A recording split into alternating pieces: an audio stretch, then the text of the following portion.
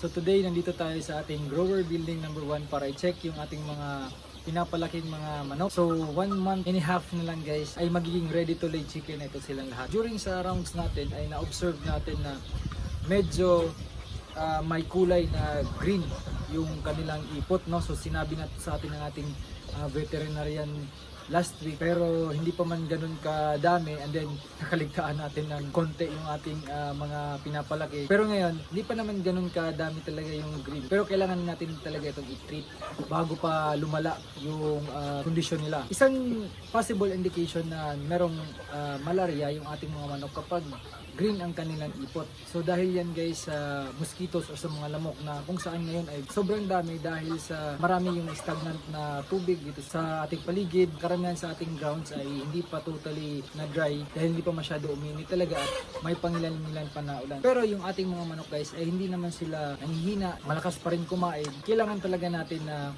ma-undergo ng proper treatments. Kanina nag-usap kami ng ating veterinarian. Ito yung nirecommend niya na Sulfar QR from Battlecat.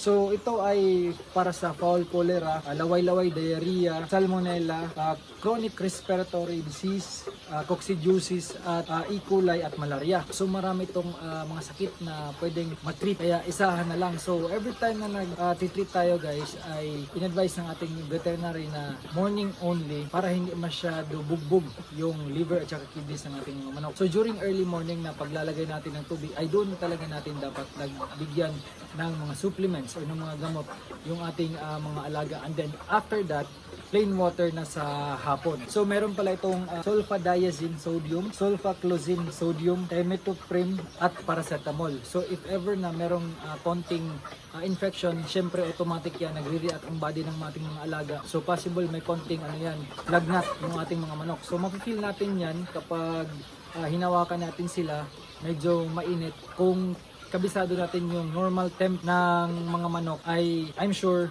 madidetect natin na medyo elevated yung kanyang temperature. So kaya ito ay may paracetamol is to lower the body temperature of the chicken. So very important guys na matreat natin yung malaria dahil kapag hindi natin matreat ay may possibility na magkaroon ng internal bleeding ang ating mga alaga. So hindi na natin paabutin yung time na merong mga secondary infection katulad ng coccidiosis, merong bleeding na yung mga ipot or reddish discoloration na nakasabay sa mga ipot ng ating mga manok. So dapat hindi na natin hintayin na humantong sa mga ganong situation dahil mahirapan na tayo ng pag-treat. Unang-una, hindi na masyado nakakainom o nakakakain ng ating mga manok. So wala tayong way or mode para i-deliver yung mga gamot. So ikalawa, yung recovery ng body ng mga manok during lethargic na phase na yung hindi na sila makatayo, yung hindi na sila nasa proper yung kumbaga pag-iisip, kung nahihilo na, palagi na natutulog, so hindi na ganun kataas yung chance of recovery ng body nila.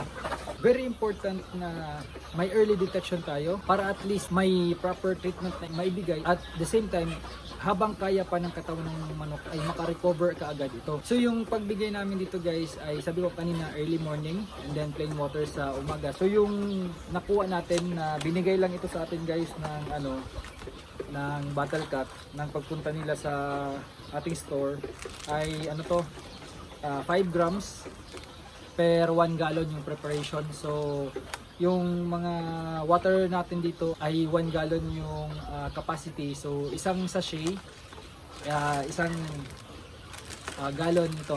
So mabilis lang, and then ibibigay natin for 5 days para sigurado na ma-eliminate talaga lahat ng bacteria sa ating mga alaga. And then one way of preventing malaria ay dapat bigay tayo ng anti-malaria. So usually yung binibigay namin anti-malaria is ang Prolium, and then i-check ko nga kung nabigyan natin ito dahil minsan meron pa rin nakakalusot ng mga sakit kahit na ibigyan natin ng mga preventive measures. Tingnan ko kung nakabigay na kami nito ng anti-malaria, tapos i-check natin baka next grow out natin ay baka i-modify naman natin yung program natin sa anti-malaria kasi medyo tinamaan sila. But anyway, ang malaria is a slow yung progress ng infection. Hindi katulad sa mga viral infection na masyado mabilis. yung progress. So yung morbidity at saka mortality rate ay tumataas talaga everyday. Hopefully, magiging maayos lang ito sila after 5 days ng treatment, and then babalitaan ko kayo kung paano sila naka-recover, kung ano yung mga na-observe natin na nakita na natin na may signs of recover niya. Pero ngayon guys, hindi mo sila talaga makikita na merong problem unless otherwise ay mag-dissect tayo or mag-undergo tayo ng necropsy, and then titingnan natin yung muscle nila if merong mga visceral explosions, yung mga ugat nila na parang nagbi-bleed. So yun mga signs and symptoms. Meron yung mga pintok-pintok sa legs. Yan yung signs na merong malaria. Yun, para siyang mga dengue sa tao. Medyo malaki na yung consumption ng ating mga manok. No? Last week ay hindi tayo nakapag-weigh in. And then ngayong week ay sigurado na mag-weigh in tayo dahil importante na matimbang natin sila para makita natin yung progress. At the same time ay makita natin kung na-hit ba yung target body weight, paano yung mga adjustments na ating gagawin para ma-meet lang talaga yung body weight nila during laying stage, kasi very important na ma-meet yung body weight nila kapag nasa laying stage na sila, dahil kung hindi ay magkakaproblema tayo sa once na mag-drop na yung mga eggs nila. After ng Sulpar QR ay possible bigyan natin sila ng mga probiotics para increase yung gastrointestinal health, maganda yung absorption, and then mapataas din natin yung mga good bacteria sa kanilang katawan, no? Especially sa digestive system ng ating mga alaga. So, yun lang muna ngayon, and then unang-una natin tingnan after ng pag-treat natin sa kanila ay yung mga ipot ng mga manok. Titingnan natin kung wala ng presence ng greenish discoloration na ipot, and then titingnan din natin kung magiging result niyan ay dry na masyado yung mga ipot nila, normal na yung color, which is medyo brown siya, and then kung ano yung mostly kulay ng feeds, yun yung kulay ng kanilang mga ipot. Hindi ko alam guys kung magkano ang ganito dahil I think nasa ilang sachet ba to? 50 sachet, so isang ganito. So hindi ko alam kung magkano dahil binigay lang to sa akin ng mga taga Battlecock nung dumaan sa store.